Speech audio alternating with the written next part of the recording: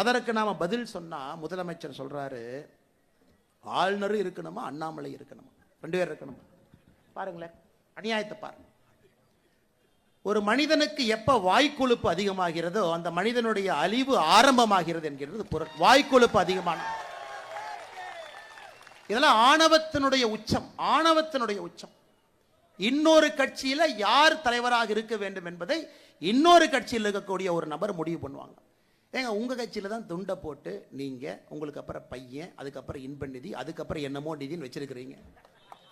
இந்த கட்சியை பொறுத்தவரை அண்ணாமலை தொடர்ச்சியாக இருக்க மாட்டான். ஒரு தலைவர், ஒரு தலைவருக்கு பின்பு ஒரு தலைவர், எல்லா தலைவரும் இணைந்து இந்த வேலையை செய்வதுதான் அந்த கட்சியினுடைய அடிப்படை பண்பு. ஆனா அண்ணாமலை இங்கேயே தான் இருப்பான். எப்ப வரைக்கும் இருப்பானா, அறிவாலயத்தில் இருக்கக்கூடிய ஒரு செங்கலையும் உருவி எடுக்கும் வரை இங்க இருப்பான். உருவி எடுக்கும் வரை. இந்த ஊழல் பெருச்சாளிகள் 35 அமைச்சர்கள் ஊழல் பெருச்சாளிகள் 2026 சிறைக்கு செல்வதை பார்ப்பதற்கு இந்த அண்ணாமலை இருப்பான். அதுவரை நிச்சயமா இருப்பான். அதுல உங்களுக்கு எந்த சந்தேகம் வேண்டாம். தலைவர் பதவி வழங்கக்கூடியும் அண்ணா அறிவாலயத்தில் இருக்கிற ஒரு புள்ளை கூட அண்ணாமலையால் கொடுக்க முடியாது. அதே மாதிரி தமிழகத்தில் விரைந்து காவி ஆட்சி மலர்ந்தே தீரும் அப்படின்னு அவர் கற்பனை.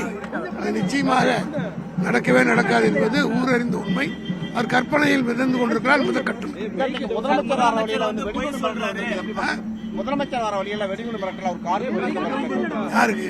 முதலமைச்சரோட காருக்கு வர வழியில வரைக்கும் தளபதியை பொருத்தப்பட்டும் தன் வாழ்க்கையில் பல சோதனைகளை சந்தித்தவர். ஆகவே எதையும் சந்திக்கிற ஆற்றலும் திறமையும் எங்க தலைவருக்கு இருக்கிறது. இந்த வெடிகுண்டு எல்லாம் அவர் கால் தூச கூட தொட முடியாது.